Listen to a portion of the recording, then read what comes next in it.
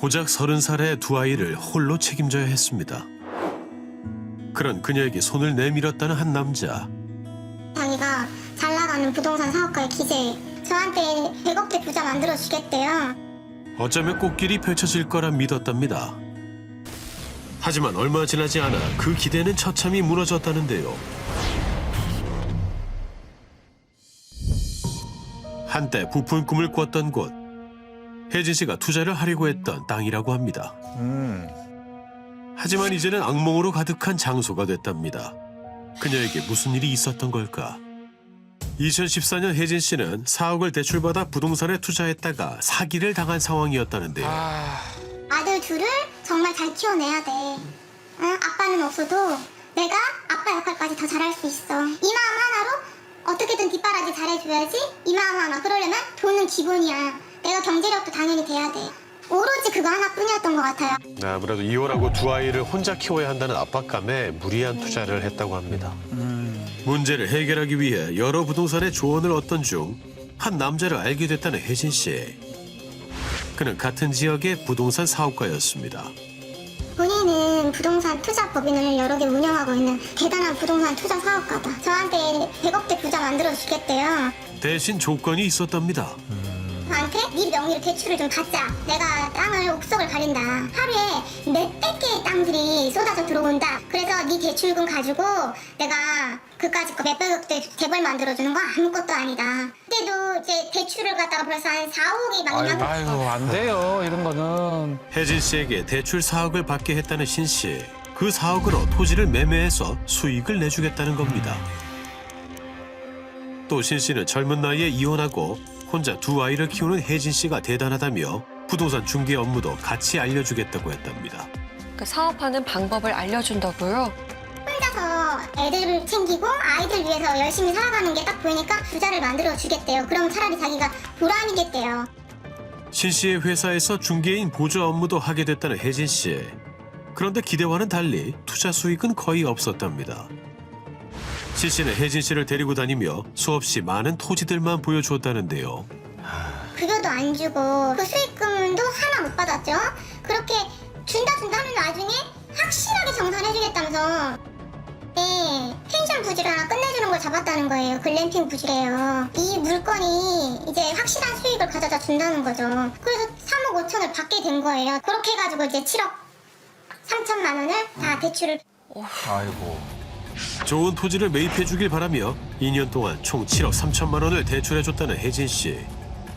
하지만 돌아오는 수익은 계속 없었답니다. 신 씨는 어디에 투자한 걸까? 신 씨가 혜진 씨 명의로 매입한 토지는 총 10곳. 하지만 한 곳 빼고는 전부 다시 되팔았다는데요. 게다가 혜진 씨는 자기 명의의 땅들이 거래되고 있는 것도 몰랐답니다. 어떻게 모를 수가 있죠? 저는 이 땅이 팔릴 때 땅 주인을 본 적도 없이 제 대신해서 부동산 매매 계약서를 작성하고 땅이 팔리고 돈이 땅에 대한 매수금이라던가 그 돈이 들어올 때는 철저하게 잠적을 했고. 신 씨가 혜진 씨와 동행해 매입한 토지는 이 농장 인근 부지가 유일하다는데요. 근데 아무것도 없는 땅인데요. 네. 여기는 제 명의로 대출을 받아서 네 명의 땅을 사서 투자를 해주겠다고 했던 땅 중에 하나인데 이 땅에 트램이 지나가고 국가에서 어마어마한 보상이 나올 땅이라고. 신 씨의 말만 믿고 자신의 명의로 토지를 계약했다는 혜진 씨. 하지만 신 씨는 땅이 개발되기 전에 다시 팔았답니다. 현재 이 토지의 소유주들은 왜 이 땅을 매입한 걸까? 거기 일대가 여기 다 맹지니까 이건 거래가 안 되는 땅이에요. 다. 그린벨트보다 더 그러니까 도로도 없는 허허 벌판이었잖아요. 그러네요. 예. 현장을 경영하고 있어요. 근데 우리 땅하고 붙어있으니까 저희가 매입을 한 거였을 거예요. 거기가 땅값을 쳐주기도 힘든 되게 오래된 땅이 대부분이 뭐 10만 원, 20만 원. 그냥 농사밖에 못 짓고 다시 증축한다거나 이런 거 자체가 한다고 지붕도 못 고치는 땅이에요. 그냥 집을 있어도 새로 짓지는 아예 못하고. 애초에 개발하기 어려워 비싸게 팔 수 없는 농지를 매입했었던 신 씨. 게다가 이 토지를 매매하며 얻은 수익금도 주지 않았답니다. 아 참네. 이 땅에 대한 매수금을 저한테 제 통장에 한꺼번에 입금을 했는데 빚 갚아야 되니까 당장 알려주는 계좌로 입금해라 해서 입금한 적은 있었던 것 같아요. 그때 7,800만 원 정도로 기억하는 것 같아요. 신 씨에게 투자 사기를 당했다고 주장하는 혜진 씨. 그를 직접 만나 입장을 들어보았습니다. 그 MBC 까불지 말까 진짜 안 돼. 매수매도 할 때 다 당연한 거지. 매수형 응당 같은 경우에도 주장이 다 자기는 몰랐다. 사인 하고 사람들 말까 말도 안 되는 소리. 왜 그러냐 자기가 매도 인감을 떼가지고 법무사 당연히 받지. 그분의 주장 중에 하나는 또 그리고 약속을 했다. 수익금을 수익금 내가 존재 안 되는 당신이 알아? 아니 그 당신한테 얘기를 해야 하냐고. 진짜 열받아요. 어디 그만합시다. 신 씨에게 사기 피해를 입었다고 주장하는 사람이 또 있습니다. 바로 혜진 씨의 오빠인데요. 그러니까 부동산 투자로 분기마다 수익을 내주겠다고 똑같이 말한 거네요. 네. 매수한 토지를 되팔아서 수익을 만들어줄 테니까 명의만 빌려주면 된다고 또 했나 보네요. 1년 동안 10번에 걸쳐 갖고 있던 현금과 신용대출금 11억 5천만 원을 신 씨에게 전달했답니다. 신 씨는 그에게도 비싸게 되팔 수 있는 농지를 소개했다는데요. 혜진 씨 오빠 명의로 수백 평씩 10곳을 매입했다고 합니다. 다른 지역에서는 혜진 씨 오빠 대신 어머니가 해당 토지들을 관리했다는데요. 축사가 있어가지고 냄새가 비가 오고 하면 얼마나 그 막 돼지 냄새하고 군사 지역이라 그 살 사람이 없다고 하더라고요. 아드님이 사신 땅이 군사 지역이에요. 예, 훈련소고 연무대. 아들이 서울에 갈 줄 모르니까 평당 10만 원도 안 가는 땅을 갖다가 그렇게 준 거예요. 토지 모두 수익을 내기 어려운 땅이었다고 해요. 현재 신 씨를 사기죄로 고소했다는 혜진 씨의 오빠. 그런데 입건조차 안 됐다고 합니다. 왜일까요? 아니 뭐 경찰 조사에서 입건이 안 되잖아요. 입건이 안 되는 걸 가지고 뭐 얘기를 한들 뭐 의미가 있냐 이런 거지. 피해를 본 건 있지만 법적으로 그게 뭐 입건이 안 된다고 하니. 그 아예 투자금 회수를 못 하시고 있는 거 아니에요? 네, 맞아요. 해서 못 하고 있어요. 뭐 근데 해수 일수는 할 수 있는 방법도 없죠. 근데 어쨌든 부동산이 내 명의로 돼 있잖아요. 그럼 그걸 뭐 팔아가지고 뭐 정리를 하든지 내가 노력을 해야 되는 상황인 거죠. 뭐 떠들고 한들 문제 누가 얘기를 하겠어요. 혜진 씨는 현재 상황이 억울하기만 합니다. 수익이 정상 안 되면 너 어떡할 건데 이렇게 하면서 저를 끌고 가서 매도형 인감도 본인들이 갖다가 매매 계약서도 본인들이 썼는데 수익금 정산 1원 없이 다 모두 몰래 팔고 그들이 다 수익금을 다 가져갔다 이렇게 의견서랑 다 들어갔는데 거기에 대한 수사조차가 아예 없어요. 뒤늦게 자신의 명의로 거래된 토지 등기들을 살펴봤답니다. 신 씨는 토지를 매입한 후 빠르면 한 달, 늦어도 반년이 지나면 전부 되팔았다는데요. 이상하네. 전문가는 이를 어떻게 볼까? 토지를 이렇게 한 달 만에 사고 파는 경우는 흔치는 않습니다. 땅 6개월 안에 팔아도 되게 빨리 팔았다고 하는데 그리고 이렇게까지 빨리 팔릴 땅인가요? 전인데? 근데 등기 보면 거의 그러니까 2, 3%밖에 안 올리고 팔았단 말이에요. 근데 이게 급하게 팔아야 할 이유가 있었을까? 이런 의심은 좀 있죠. 거기다가 한두 달 사고 한두 달 뒤에 매수인까지 바로 찾은 거잖아요. 이런 땅들에 대해서.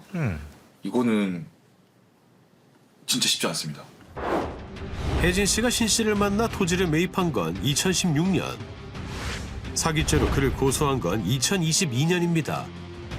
부동산 투자를 하려고 받은 대출금 때문에 채무에 시달렸다는 혜진 씨. 거액의 대출금이 그 사람 손에 다 들어가서 채무가 이제 제가 감당할 수 없을 정도 됐을 때 그거 안 갚으면 저는 진짜 이제 길바닥에 나앉게 생길 그런 위기에 처할 때 그걸 가지고 계속 협박을 했었어요. 신 씨는 혜진 씨에게 수시로 신체 사진을 요구했다는데요. 뿐만 아닙니다.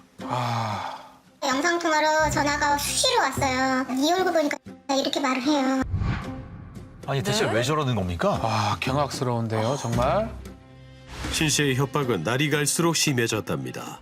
이 털을 눌러야 된다. 여기 사람이 뼈가 나온다. 6.25 때 대학살 부지를 너가 깨끗하니까 그러니까 재물처럼 이 털을 네가 눌러줘야 된다고. 잠깐이면 된다고 하면서 이 땅 보상 잘 받아야 너도 이 대출금도 받고 다 좋지 않냐. 제가 너무 싫다고 거부를 하면 이제 그렇게 하면서 욕을 하면서 사람을 갖다가 폭행을 하면서 당시 상황을 들었던 현장 관계자도 있었습니다. 저는 과 공사 관계로 만나게 된 현장 소장이었습니다. 를 여직원이라고 하였습니다. 2017년 8월경 동 먼지 현장에서 고성방가와 여자 비명소리에 제가 4층에 올라갔더니 이 울먹이며 소장님 저 사람이 남녀관계를 왜 거부하고 해주지 않느냐며 우산을 가지고 폭행을 한다고 합니다. 얼마나 무서웠겠어요. 그런데 신 씨의 만행을 목격한 사람이 또 있었습니다.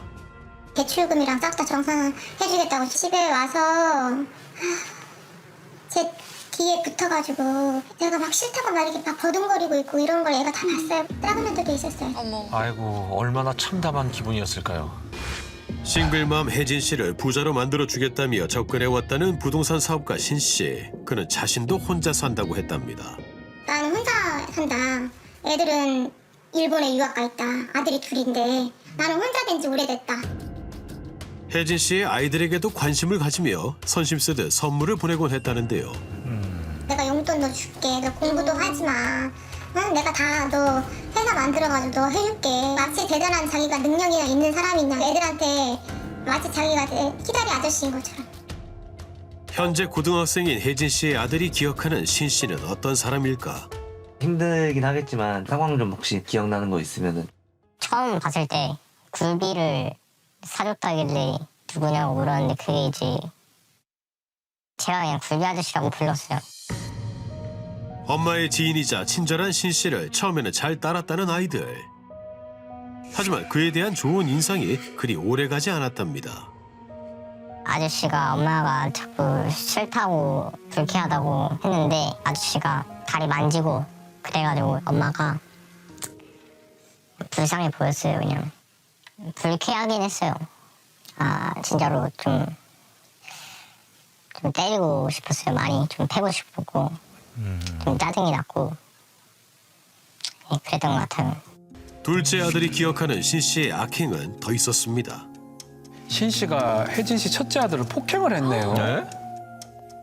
혜진 씨의 큰아들에게 무슨 일이 있었던 걸까? 그러니까 막 그렇게 말을 하니까 이제 아저씨가 화나가지고 얼굴을 때리면서 눕혀갖고 막 하면서 막 때렸죠. 혜진 씨가 신 씨와 다투는 걸 듣고 큰아들이 말리자 폭행했다고 합니다.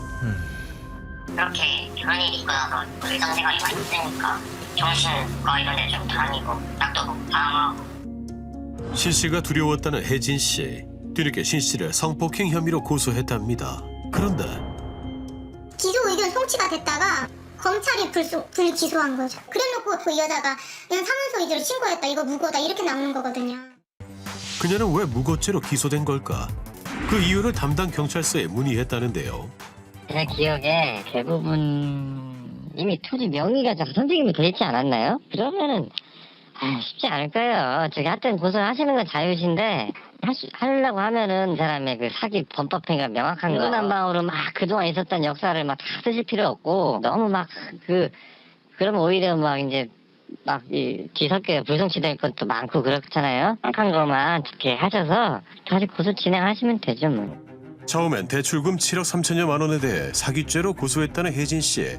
그런데 신 씨가 혜진 씨 명의로 산 토지를 임의로 사고 팔며 대출금을 갚고 있던 상황이었다고 합니다.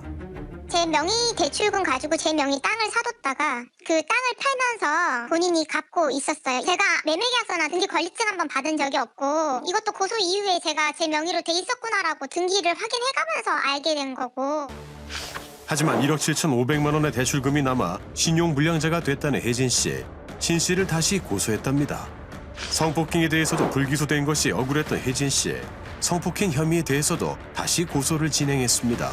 그런데 그 과정에서 했던 행동이 문제가 됐습니다. 신 씨가 영상통화 중 음란 행위를 하는 모습이 담긴 사진을 주변인들에게 보냈다는 혜진 씨. 이 사진 유포가 명백한 범죄예요. 억울해도 이 사진은 정말 유포했으면 말아야 됐었는데. 동업자, 상급자한테 내 이런 성범죄 피해를 당하고 있다라고 알리고 직장 내 내부 고발을 하고 제2의 피해자, 제3자 피해자 나오지 않기 위한 그런 취지로 얘기를 해줬어요. 이 사람한테 당신도 피해 당할 수 있으니까 조심하라. 전문가는 이 상황을 어떻게 볼까? 그냥 모든 기간에 내가 민원을 제기하고 뭐 고소를 하고 여러 가지 명목으로 했고라고 한다고 보면은 안갚음 이런 거의 일환이 아니었을까라고 검찰 측에서는 파악을 했을 수도 있는 거죠. 혜진 씨의 무고죄 신문에 증인으로 참석했다는 신 씨. 혜진 씨가 신 씨의 나체 사진을 동의 없이 타인에게 전달한 것이 가장 큰 쟁점이 됐습니다. 이게 뭐 범죄를 저지른 거로 봐야 되니까요. 또 신 씨는 혜진 씨와 연인 관계였다고 주장했는데요. 나체 사진도 연인 시절 영상통화 중 찍힌 것이라고 말했습니다. 신 씨의 증언을 바탕으로 혜진 씨의 무고죄가 인정됐습니다. 현재 항소 중이지만 억울하다는 혜진 씨. 아이고. 저를 꽃뱀 누명 씌우고 몰아가는 상황이에요. 나이가 저보다 13살 이상이나 많은 늙은 사업주랑 그 무슨 말하는 것처럼 그럴 이유가 없어요. 얘 멀쩡한 명의를 빌려가지고 얘를 갖다 저리 신체 저거 망쳐놓고 신용불량자 만들어놓고 하니까 진짜 가슴이 무너지지요. 그런데 고소를 준비하던 중 신 씨가 이혼도 하지 않았다는 걸 알게 됐다는 혜진 씨. 신 씨 아내에게도 사실을 알렸답니다. 그냥 직접 만나봤습니다.